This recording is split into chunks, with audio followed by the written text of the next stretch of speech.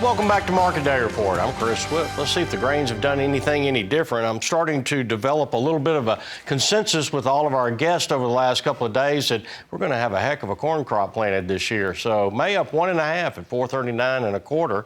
The July contract up a quarter at 451.5, and I keep a close eye on that December new crop, 473.75, down a penny. It doesn't seem to be able to make a lot of headway just yet. Soybean market, well, it looks just about the same way as what we left it. 1203.25, down 6 on the May. July 1216.25, down 5.5. And the Novi contract 1194, down 4.75. And that November, similar to the December corn, it really got an eye on it. I want to take a look at soybean oil real quick. And it's down just a little bit. May down 39 at 48.63. We do still have that inversion going just barely between the July and out months on that. Let's see what Chicago wheat is doing, and it's down 5.5 now on the day, just right on about a penny off the low.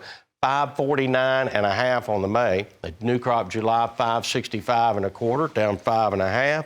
Kansas City hard red winter wheat, it's softer as well, down 9.25 on the May at 580.25. July down 9.25 at 576.25. Minneapolis spring wheat, it's softer as well, down 4.75 on the May at 654.75. July down 5 at 659.25.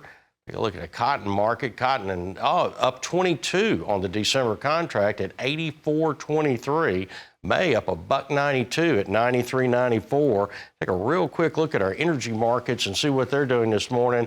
Just barely softer. May down a dime at 81.85. June down 11 at 81.27. I'm going to invite my guest in, Ben Hushon.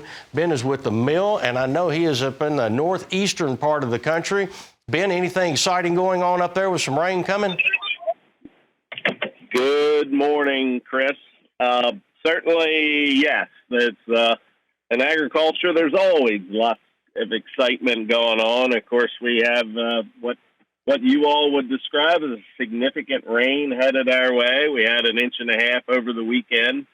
Folks were able to get back out into the wheat fields and start spreading some fertilizer, etc., on Tuesday, and pretty much going to run wide open right up till it rains. And then, of course, I'm sure, as you reported this morning, number one topic of discussion is the key bridge that was knocked down overnight that pretty much is the entryway into the Port of Baltimore. So 100% of the urea, 100% of the potassium, potash, about 80% of it comes in or was coming in under that bridge into the ports, all the liquid nitrogen.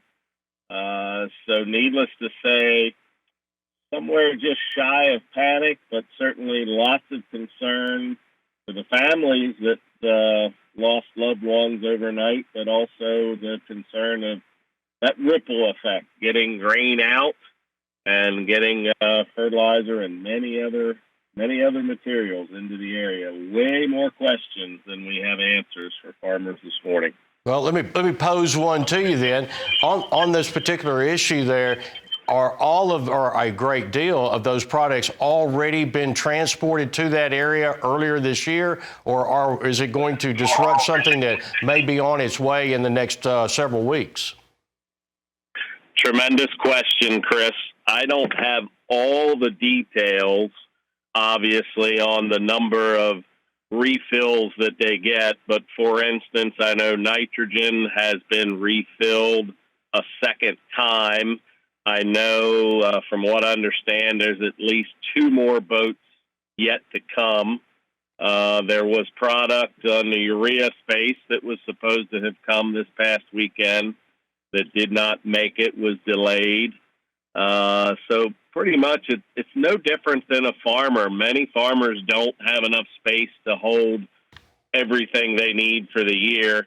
It's the same way at the ports.